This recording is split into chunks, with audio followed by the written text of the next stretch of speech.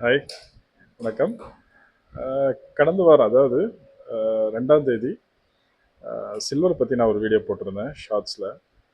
அது என்னென்னு பார்த்தீங்கன்னா, சில்வர் குளோபல் மார்க்கெட்டில் டெய்லி சார்ட்டில் நமக்கு ஒரு பேட்டர்ன் தெரிஞ்சது. அந்த பேட்டர்ன் பேர் பார்த்தீங்கன்னா ஃபாலிங் வெஜ் பேட்டர்ன். ஸோ அது வந்து ஹைலி புல்லிஷ் பேட்டர்ன் அது.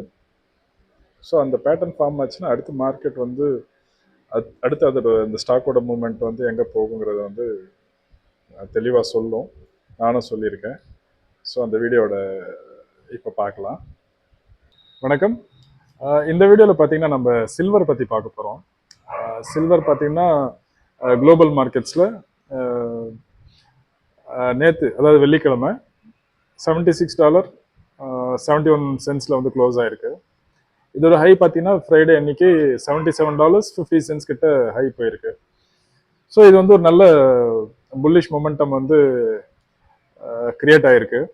ஸோ இதில் 2 டைம் ஃப்ரேம் சார்ட்ஸில் வந்து நமக்கு 2 சிக்னல் கிடைச்சிருக்கு. ஒன்று வந்து பார்த்தீங்கன்னா 1 hour டைம் ஃப்ரேமில் ஹைலி புல்லிஷ் மருபாசு கேண்டல் ஒன்று. ஸோ டெய்லி சார்ட்டில் பார்த்தீங்கன்னா உங்களுக்கு ஃபாலிங் வெஜ் பேட்டர்னும் கொடுத்துருக்கு. ஸோ இது ரெண்டுமே வந்து பார்த்தீங்கன்னா highly bullish break out pattern. So இதோட அடுத்த ரெசிஸ்டன்ஸ் லெவல்லாம் நான் இந்த வீடியோவில் மார்க் பண்ணியிருக்கேன்.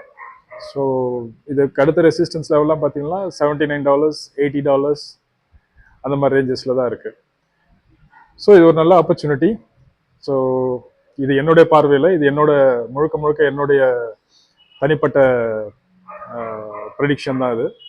So it's not a trade advice. So stay tune, let's see how it reacts. Thank you and thanks for watching. Fine. So இந்த சார்ட் பார்த்தீங்கன்னா நமக்கு கிளியராக ஒரு ட்ரெண்டை காமிச்சிச்சு. ஸோ மார்க்கெட் வந்து பார்த்தீங்கன்னா நான் அந்த வீடியோவில் குறிப்பிட்டிருந்த மாதிரி $79 $80 இந்த ரேஞ்சை வந்து ஈஸியாக வந்து லாஸ்ட் வீக் வந்து ரீச் பண்ணுச்சு.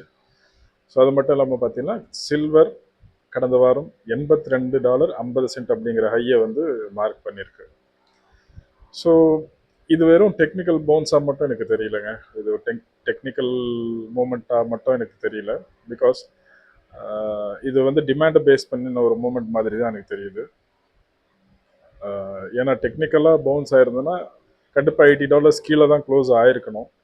பட் ஆனால் இது $80 80 அப்படிங்கிற ரேஞ்சில் க்ளோஸ் ஆயிருக்கு. ஸோ இது ஒரு நல்ல ஒரு சிக்னல் இது. ஸோ பொறுத்திருந்து பார்ப்போம்.